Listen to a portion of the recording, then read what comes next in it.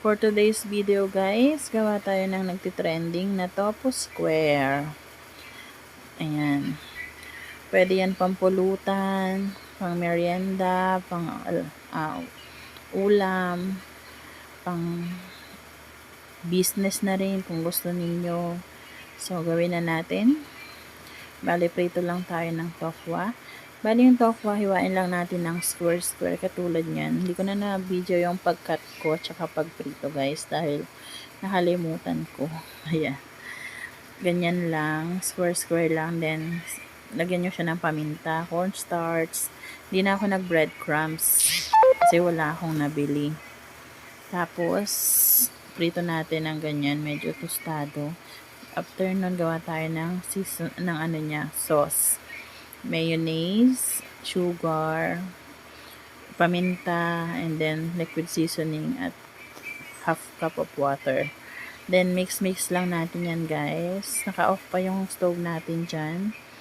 Tapos mamaya na natin siya i-open pag medyo na yan, mix na masyado. Ayan, dyan. Open na natin yung stove natin para medyo maluto. Ayan. Mix nyo lang na i-mix guys kasi para hindi masunog. Ayan. Para even yung yung magiging sauce natin sa tofu square. Ganyan lang kadali gawin yung sauce niya. Ayan. Depende sa gusto nyong lapot. Sa akin kasi hindi ganun kalapot. Medyo malabnaw siya. Pero sakto lang naman.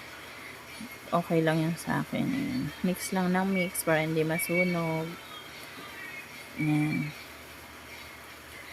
Tapos niyan ay salin na natin siya sa lagayan para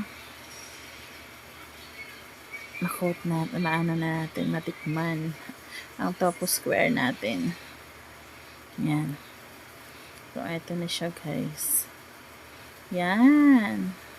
Diba sakto lang yung niya, yung lapot ng aking sauce. Yan. So, ito na, lagay na natin. Yan, ayan, kita nyo naman. Ganyan pa lang, ulam na. Pwedeng pulutan, pwedeng ulam, pwedeng merienda, habang nagmamarites. Ayan.